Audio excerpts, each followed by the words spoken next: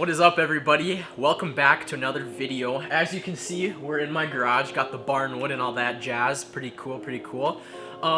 In today's video, I am going to teach you how to spool a baitcaster.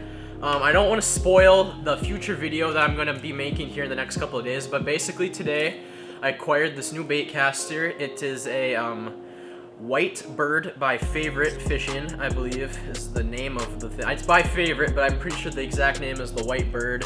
Yep, right here. The White Bird Baitcasting. Maybe if it focuses, there we go.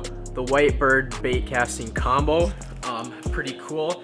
So it looks cool. It's really nice. All I will say is that I got this on sale. So there will be a new video in the near future revolving fishing gear and a sale. I don't want to get into it right now because I don't want to spoil it for you guys.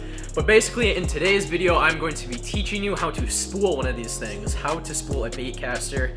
I've done this on both of my baitcasters that I have now and it's worked just fine for me.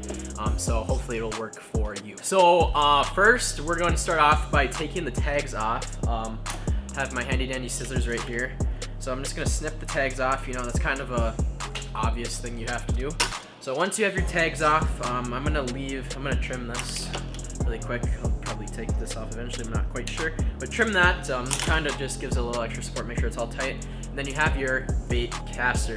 So with this all ready to put line on, let's put the line on. Okay, so for the line I will be spooling my bait caster with today, I'll be using the Suffix. It's 30-pound braid, so it's kind of good all around line that can be used for anything.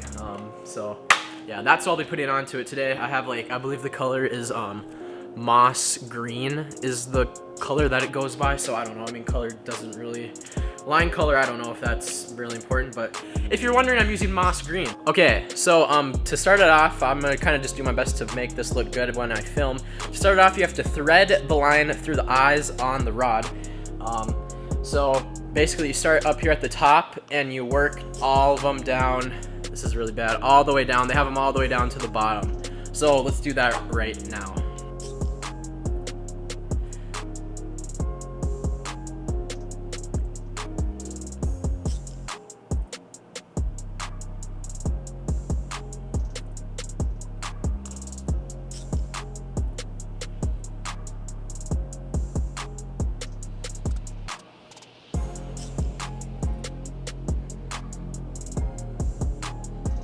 Alright everybody, so now that I have all of the eyes threaded through with the line here, what you're gonna want to do next is on a baitcaster you have this. I honestly don't know the technical name of this, but it's the little opening where the line is threaded to the spool. So what you're gonna want to do is thread the line through that little opening.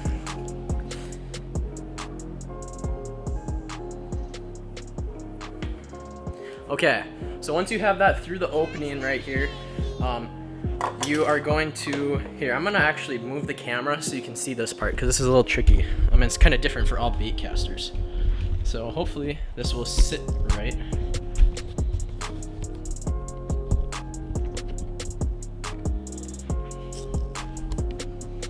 Okay, so once you have it through the, I don't know what the name is, through the first little guide, I guess you could call it. I don't really know what that is called. You have to get the string around the spool right here. And I know on some baitcasters you can open this side here, but I don't know how that works on this one, and I don't really have time to do it because I have a pizza cooking.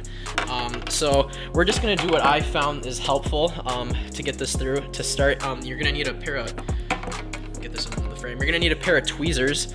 So I kind of just get the string started here and kind of straighten it out, give it a little rub, and that kind of helps it out. And then you have to get it kind of right underneath the spool, and then you can take your tweezers and grab it underneath. So then you have it underneath there, and it's just around the spool. So what you're gonna wanna do next is pull some line through, then take this part of the line, and you're gonna wanna tie. You can really tie any knot, honestly, because let's be honest, you're never going to run out of a whole spool of braid or any kind of line. But what I do, you can really tie just a simple overhead knot if you really wanted to, but I'm going to tie the Uni Knot. It's a pretty good knot for this. So you kind of double up the line here, then you take your tag end, and then you go through go around here, and then you wrap this like 7 times. 1, 2, or not 7, I'm sorry, you wrap it like 4 or 5 times. 3, 4.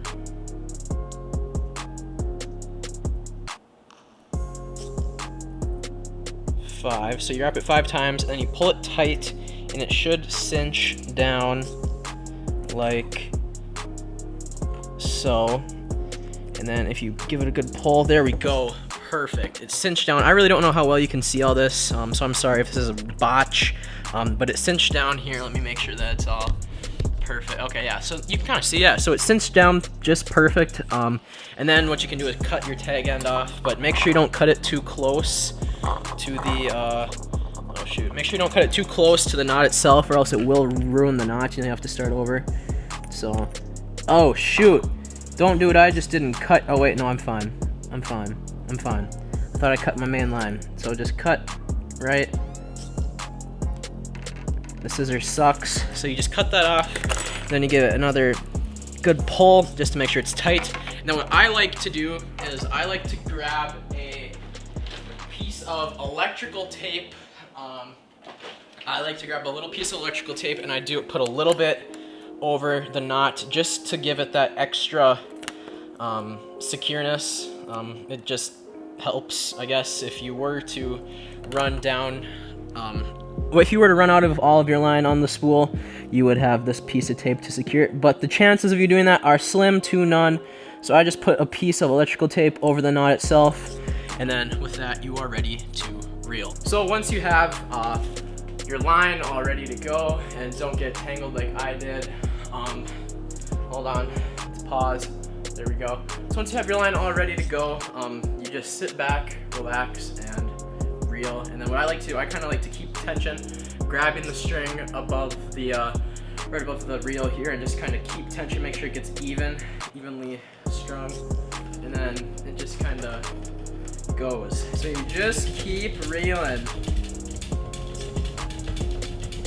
Okay, so once you're done reeling your line, you cut it away from the main part of the line, just like so. Alrighty folks, so once you have your rod all spooled up, lined through everything, the last thing you have to do is add your lure of choice. For me today, I'm going to be putting a topwater frog on this, just for the fun of it, I guess, because this was the first thing that was next to me, and I don't really want to go dig through my tackle box. So, when you're tying braid, honestly, this isn't really part of the how to spool a baitcaster video. This is more of a how to do braid, or how to rig up with braid. So you kind of have to tie a special knot here that is not that hard once you learn. I might do a video on it later, I might not. It's pretty easy. It's just you have to tie it differently because it's braid and not mono or fluoro, because it's like different, and it just has to be difficult. So once you have your special braid knot done, it cinches down, and then you can cut your excess off.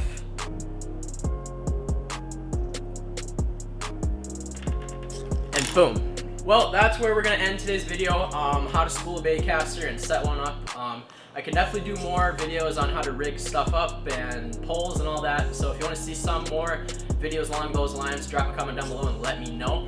But that's where we're gonna end things today. Thank you guys for watching, and I'll see you later.